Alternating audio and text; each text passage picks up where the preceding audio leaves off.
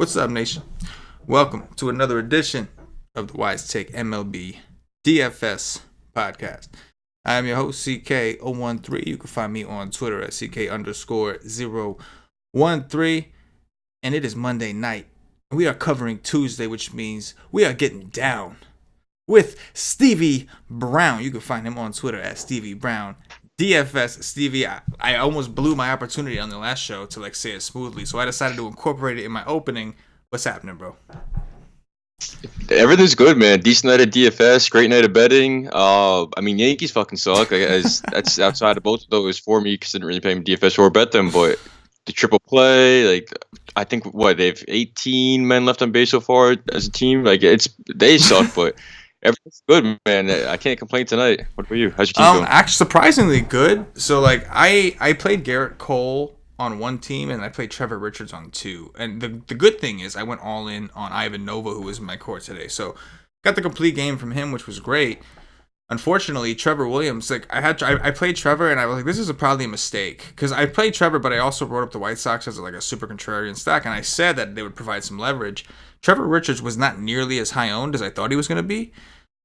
So then I was like, well, he's not chalk. Maybe I'm okay. But no, he sucks. The good thing is I stacked the hell out of the Astros and the D-backs. So I am doing well. I'm hoping the D-backs can get my third team to cash also, and I can cash all three. It'll be a decent night going into tomorrow. But it was a night where I definitely should have smashed. I played Trevor Richards because I got lazy at the end. I got tired of trying to move things around, and I was just like, I'm just gonna do it. And that's what you get for being lazy. You know how it goes, Stevie. You know what I mean? Yeah, I feel you. I'm just looking out too. I had Samson. It was looking great until about the second inning when that's really all I expected from him, and now not doing great. But 4K, I'd play him every slate. It's when you get guys that cheap, and we have a couple more today to discuss. So curious to hear, what we have to say. It's obviously the night before. It's a first look show. Curious to hear what your thoughts are on some of this stuff tonight, and then of course tomorrow, when you write your cash game article. But anyway, Stevie, huge slate, so we're gonna just jump right into it. Cash game pitchers, as we normally start off with. What do you got?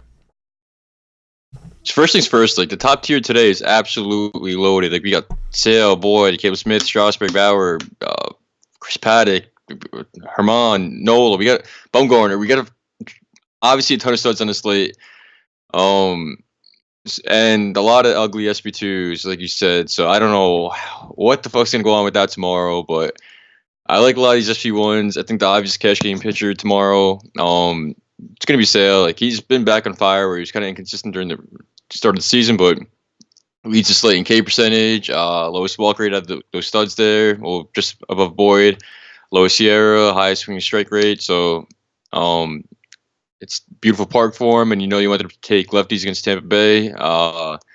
He's cheaper than Bauer too, and only a little more than Strasburg, Paddock, and Nola. So I think he's going to be obviously the clear SB1 for him. I totally agree with you, Stevie. I couldn't have said it better myself, bro.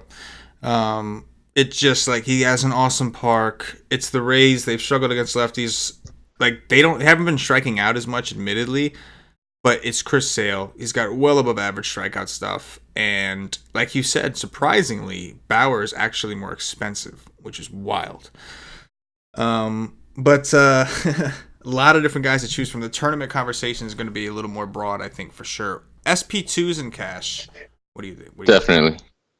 Oh, man, this is getting rough now. SP2s, So SP2s kind of lose because, I don't... Who the hell do I want to play from that cheap end? I don't really feel comfortable playing anyone towards that bottom tier, but if I really want to go crazy and try to dig up some of these guys, I feel like Dylan Bundy, maybe because he did show decent strikeout stuff, still 24% K rate with moderate walks, but Sierra's getting up there. Obviously his ERA is a lot higher, but he's not the worst pitcher in for that cheaper price tag, even though the Diamondbacks have been super high, and I've been playing them a lot and been rewarded for that.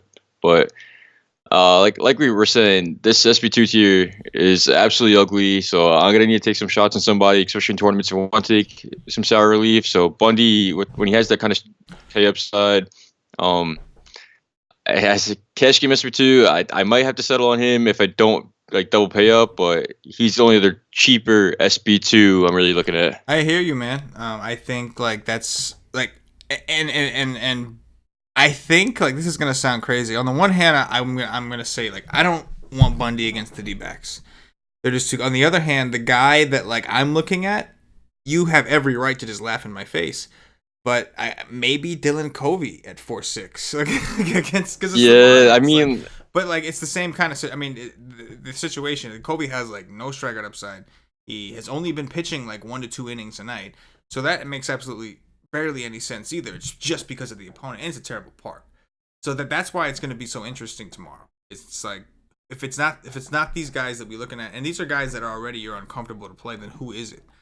And I don't know, like. Maybe there'll be a cheap stack to where people will try to spend up for an SP2. But as of right now, it seems like most people, like you said, and what I agree with you, that most people like to go with a high-low. And so I think that people may look at some of these guys like Bundy and what's his name that I just said. I think Chris Archer will probably get some love. Archer at 7.5, he might get. People just love the name still. Like even though he sucks, super home run prone and everything now. Like people love the name and he's cheap, so maybe he will definitely get some traction still. And he does have like he's super cheap and he still has the 9th or 8th highest K percentage on the slate. Right. Yeah, he's still getting strikeouts. Like he's been finishing with double-digit points over his last X amount of starts. And the Cardinals, like he just saw the Cardinals. He was 9K against them in St. Louis on the 17th. 8K, 6 innings, gave up 3 earned. He got a 19. He was 9K that day. He's now 7,500 and he's at home. I think he's probably the guy, right? Like the Cardinals have been relatively cold. They put up a lot. They've been waking up. They have. Edman, Goldschmidt hit a grand slam today. Like they have been showing signs of waking up. But at the end of the day, like they're still striking out like a healthy amount. And Archer, like you said, like he is home run prone as hell, but he is also a high strikeout player. So I don't know, man. I think that might be for cash games, like for tournaments. Maybe then we look at those two assholes that we were talking about before. But like maybe in cash, it's probably him. I think. I like. There's no one on that bottom tier. Obviously, like maybe like Merrill Kelly's going against the Orioles, but like no strikeout upside. Like, he shows like he's should be getting shelled when he's really not. Yeah. Like he's ground ball. You know what? There's somebody I didn't even see this guy, but Keuchel will probably get some love too. He's 7,200 against the Royals, and the Royals are implied for 3.7 runs right now. Like I wouldn't be surprised if him and Archer were like the two SP2s paired with like the Chris Sales. You know what I mean? Yeah, I get that price tag too, definitely. And like I'm not a big Keuchel guy. I just don't like guys that don't have a ton of strikeout upside. But Keuchel has like gotten there like 2 out of his last 4 starts. So he had 2 bad starts, then he had 2 in the 20s. And the Royals are not a very good offense.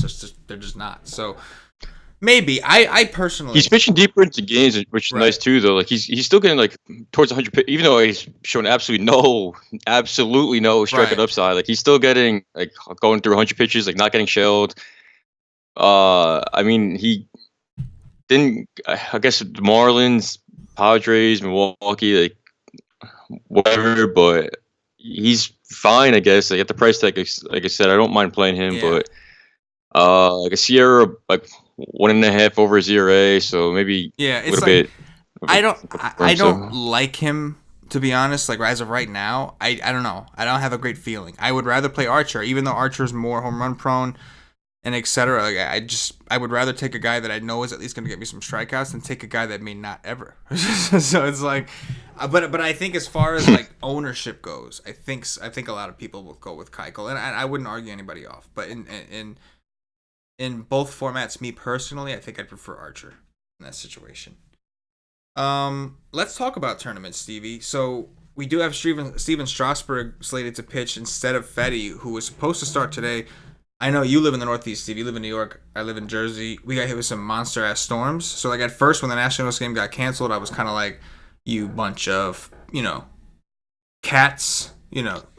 That game was amazing to target, too, tonight. Yeah. I wrote the article. I had the Rockies as basically my core, like Blackman and Story. And And then they postponed the game, which like initially frustrated me, but ended up being awesome for me because that just made me build another Astro stack. I already had Astros and D-backs, and it just made me build one more. And so that was great. And on top of that, at least we didn't have to play the game. At least we knew it was gone. But when we got hit with that storm, I realized, I was like, oh shit. Like, you know what I'm saying? Like, that was why. I told you, bro. I mean, my wife and I tried to go see The Lion King. So our local movie theater had a power outage when we got there. They locked the doors, wouldn't let anybody in. So we thought we were slick. We went to the next town over. Halfway through the movie, they lose power. So the storms were real. Like the Northeast, the storms were serious. It was no joke. But talk to me about some of these pitchers for tournaments. Strasburg's fine, like I said. Like I always like targeting the Rockies outside of Coors. Just about a 3.5 run total. He's among the top studs, like fourth in K percentage on the slate. Third lowest walk rate and second highest swinging strike rate. So that's always nice against a weaker Rockies team. Where like you get through the bottom, top of the order between like I won't even consider like Dollop there outside of Coors. So like Story, Arenado, and Blackman, like you're really smooth sailing through that lineup pretty much. So I definitely don't mind targeting him. Like he's a little bit of a bigger favorite. I thought the Nats would have a lot higher run total, but he's still a decent sized favorite going against Lambert. I'm gonna like Strauss a lot, and he's not gonna get the ownership when he's that closely priced to like the other top tier stuff. Oh, any of these guys won't. Like when he's right below Sale, like only 300 less than Sale, and like Sale's gonna get all the ownership. I don't think Strasburg's gonna come in high owned at all, and that's the most appealing part of it. I completely agree with you. I think I highly doubt very many go to Strauss. First of all, people are already like skeptical on him. People are starting to turn on him a little bit. Like the hot weather, man. Yeah, and like it's not gonna Sweatsburg, exactly. It's not gonna be hot. Like this whole storm actually is gonna cool us off in the Northeast for a little while, for I think like a week. But from a game theory perspective, you have to take a look. Massive strikeout upside. Rockies do strike out, and because he's so close in price to Chris Sale, his ownership will be very low. You could make an argument for Chris Paddock if you want to play the narrative route. If you remember, there's like this beef now between the Mets and Chris Paddock. Really, Pete Alonso and Chris Paddock. When the Mets they played in San Diego. Oh yeah. I forgot that too. Yeah. So around here, you know how I'm sure you've seen the commercials. They're kind of hyping it up. The Met commercials are kind of Pete Alonso and Paddock. And the clips of him pitching, then Alonso hitting home runs. Yeah. So maybe we look at him. The Mets aren't a very high strikeout team against righties. So. But it's still a decent park, and there might be some added motivation here, so maybe there's something we should look at. But for the most part, if I'm paying up, I'll probably go with Sale. Otherwise, I'll probably drop down and really try to save some money with like a Caleb Smith maybe, who's been, like we talked about it before the show, they've been letting him go since coming back from his injury. He's pitching like 94 to 100 pitches a game, and the White Sox are scary. The park is not good. I believe in Caleb Smith's strikeout upside, so maybe do that. Otherwise, it's kind of hard not to just go to the top with like the Strasburg Sales and all those guys, right? Like Nola too. I mean, any righty pitcher against the Tigers becomes really appealing. He's coming in pressed to SB5, and he's been pitching a lot better than I mean, again, another pitcher that started out super cold too. But no, that's a good point. It's any solid pitcher against the Tigers that brings any upside to any pitcher at all, and he's been solid so far. So I don't mind spending up on Nola too. That's a really good point. I mean, I didn't even see him. I was looking because I already looked at Sale, Strasburg, Paddock, and so I just immediately dropped, and I didn't even notice him at 10-1 against Detroit. It's like on the one hand, he's an extra hitter that sucks. On the other hand, the extra hitter is coming from the Tigers. So how bad is it going to be? You know what I'm saying? Like, does it really make that? I would big of a be difference? Like much more afraid of like Woodruff hitting ninth. Like you know what I'm saying, or some like, and that's probably a bad example because he's actually a great hitter. So like, but like you know my point. So that's a really good point, Stevie. What about when we start to get a little bit cheaper here? Do you see any guys that you'll maybe willing to take a chance on besides the Chris Archers and Keuchels? Oh man, that's when I start looking more at like Covey, like you said. Right. Again, it's the price play, but would ever want to say like him? Absolutely not. So that's a little rough there. I swear to God, I think Vargas is juicing. So maybe if he is really fucking taking the sauce, then I gotta try to play a little bit of him. I tell you, when he started to wanted to beat the shit out of who's the beat reporter or whatever, then he started throwing gems now. The rage kicking in, you know. It's all making sense, man. It's all coming it's not a together. joke. I think he's definitely taking this It's off. all So coming together now. I'm gonna ride the train until he's 9K, and then he gets suspended for 80 days. So you gotta play him a little bit, even though you really want to take righties against San Diego too. But they are kind of weak left-handed pitching too. I So hear you, man. I hear you. I think you have to at least consider him the Padres. I don't like to really pick up them at lefties, but that's just because the Padres are just a Wise Take Nation favorite. In reality, this year they've been disappointing overall. So I think we have to take a look. I mean, he's been giving up a lot of home runs, but he's still getting the job done. That's it. They give up a home run, maybe 2 home runs, but then nobody else does shit against him, and he's still very cheap. So I hate to say it, but I think you're right. We have to at least look at him. You can't just rule him out immediately. You just can't. isn't it crazy, dude? Vargas used to be the absolute gem to stack against. Yeah. Like my problem is I'm still stacking against him and losing money now, but. Like now, I got to consider playing him a little bit now. I guess. I know, but that's when he goes down the shitter. When you finally hop on board, you're like, all right, fuck it, I'm gonna try. And that's like that's like you find out like 2 weeks before he had to hop off the cycle because he heard he had a drug test coming up.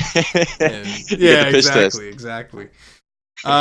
There's one other guy I'll mention, and like it terrifies me to even go here, but Kyle Gibson. And the only reason I'm even like mentioning him against the Yankees is because I do remember, I think it was last season, it was like a day slate. Me and Paulie both had stacked the shit out of the Yankees. We stacked the Yankees a shit ton. He was getting him where he was on TV for some reason in Florida. We were obviously get all the Yankee games up here, Stevie. So, and we're about to feast on Kyle Gibson. It's going to be awesome. The Yankees are going to destroy him. And Kyle Gibson just destroyed them. Just completely destroyed them and just ruined us. But he did it in such a way that I wasn't even mad because it was so like awesome to watch. Like they couldn't hit his curveball, they couldn't hit his slide. It was just wild. So I'll say his name for name's sake, and also he is Seum, which is, we always have to look at a player who's Seum and just do the pat down search, look around, all that shit, make sure that they're good. But maybe a guy I'll look at. I would assume that game is going to be fairly popular. I know it's a 15-game slate, so there's not really going to be a chalk offense, I don't think. But seeing as how there were a shit ton of home runs in that game today, I wouldn't be surprised to see a lot of people try to go back. So maybe if there's any leverage at all, if we feel like we're getting any leverage at all, maybe I could look at him.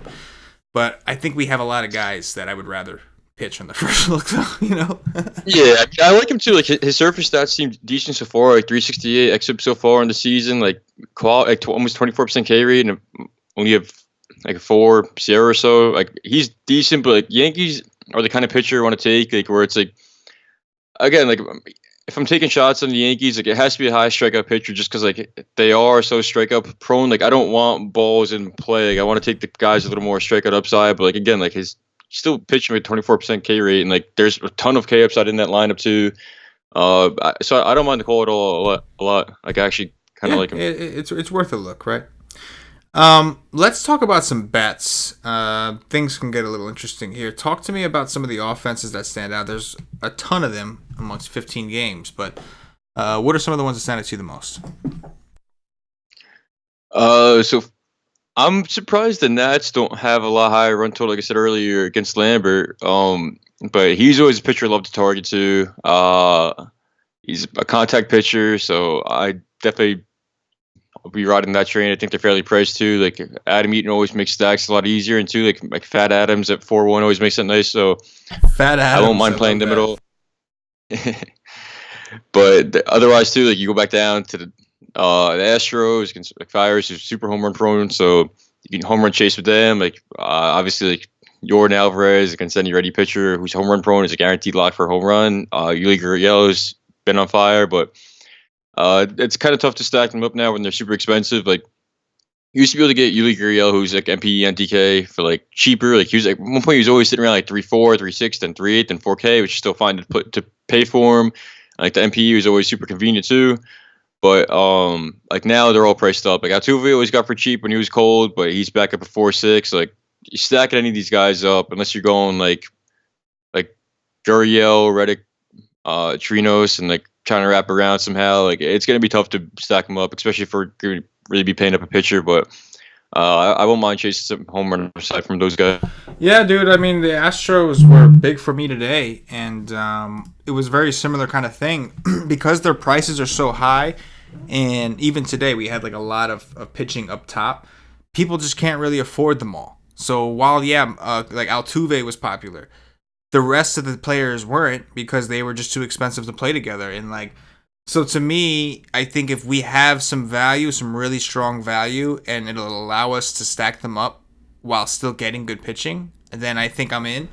But it's going to depend on the lineups because at the end of the day, with so many offenses on the slate, you don't want to sacrifice your entire team just to fit them in. When there's 15 other games, there's got to be another team that's going to do well. So I'm with you. I like the Astros.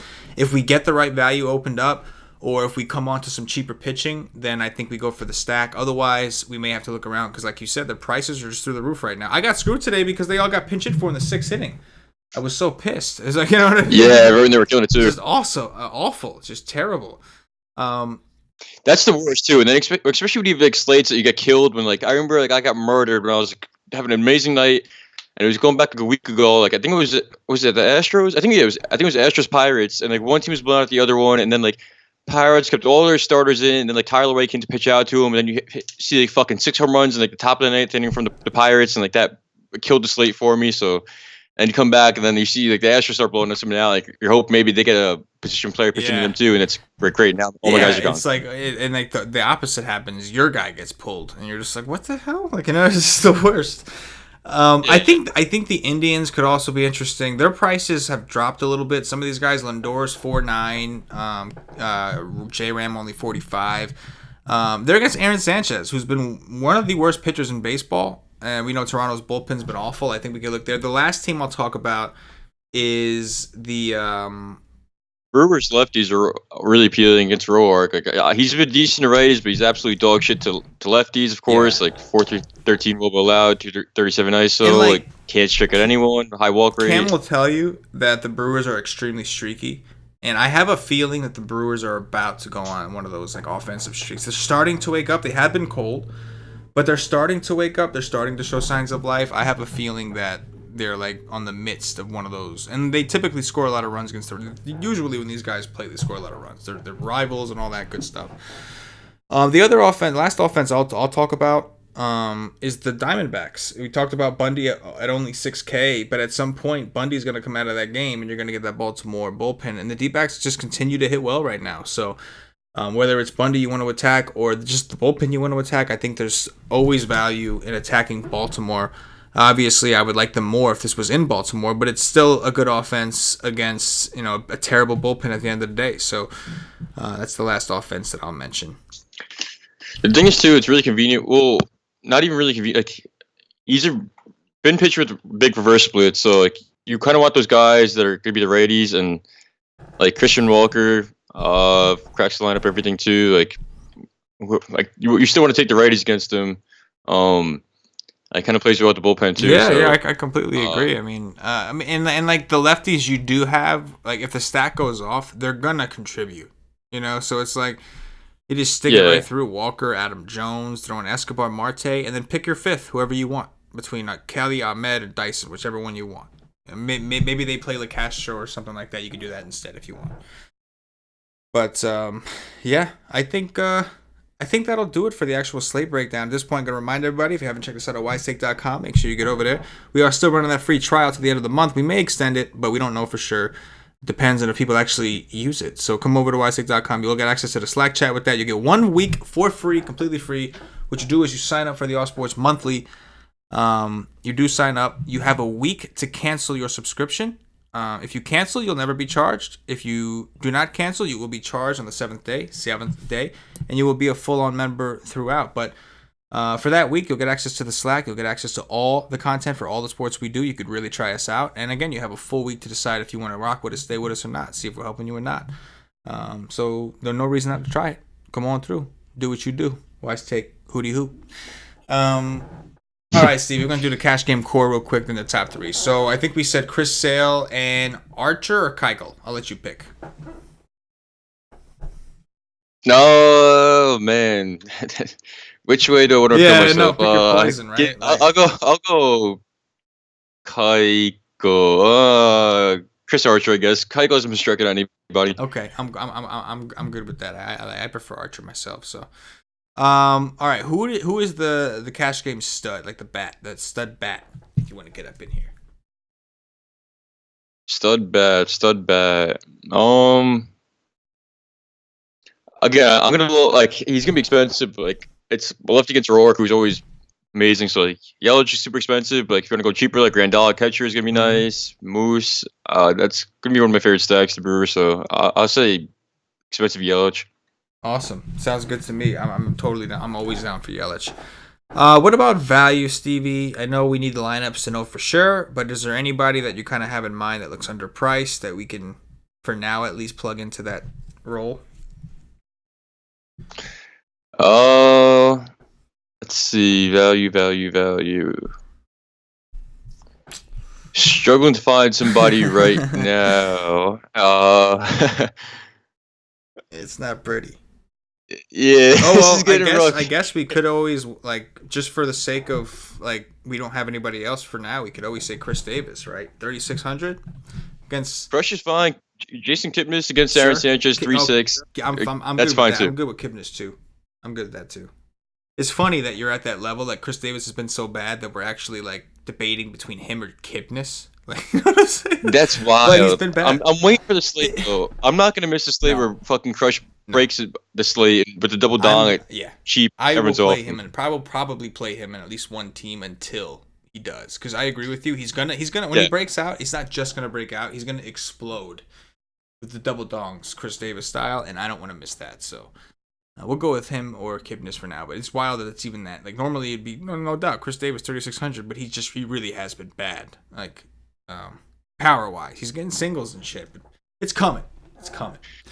This is random, but what's fucking crazy is, bro, like, Mike Tauchman is 200 less than Gary Sanchez tomorrow. How wild is that? That's a bad, like, Gary's been, like, slumping time. Oh, yeah, and Tauchman's been good. That's the other side of it. Like, dude, he was the one who, like, was keeping the Yankees in the game tonight. I think we were, like, 3 for 3. I don't know what it was last at bat was. Like, he was the one, like, keeping the Yankees alive. No doubt about it. All right, top 3 pitchers overall tomorrow. Sale, Strasburg, and I like Nola a lot. I'm going Nola. I like the Nola call, man. I'm gonna go with I will go with Sale. I'm gonna go with Caleb Smith, and I will go with Chris Archer. That's what I'll do. Top 3 stacks, Stevie. Brewers lefties, the D-backs, and I will go with the Astros. Yeah, I'm gonna go D-backs, Astros, and the Cleveland Indians. Boom, bada bang. It's actually crazy for a bigger slate, like, because we have so many studs. We don't have a shit ton of teams with, like, super high run totals. So I'm surprised. Well, that's the thing, Stevie. It's funny you say that. Like, they juiced up the run totals, like, probably a couple weeks before the All-Star break, where, like, every game was having, like, ridiculous high run totals, and then the offense just started kind of dudding after that. Like, outside of Coors, like, all these run totals were just busting. So I'm glad they lowered them, because now it's like we get a little sense of normalcy, and it probably means that some of these guys are going to go back to the smashing, because that's just what happens. It's like when everybody, like, zigs, the rest of the MLB world zags. That's just how it goes. So maybe that means we'll get more offense. We did today. We got a lot of offense today. The Red Sox did well. The Astros did well. A bunch of these teams are kind of going along. So maybe we're starting to see these offenses come back just in time for Vegas to lower the totals on everyone. Because that's how that goes. Dong watch, Stevie. Who's going deep? I don't want to say the obvious Yelich. I'll say Moose. I'll go with Francisco Lindor. I will go Yordan Alvarez. I love that call. That dude is just awesome. I love that guy. I'll go with Ketel Marte. And last, I'm going to take a little bit of cheaper guy here, Matt Adams. I love that name. That's awesome.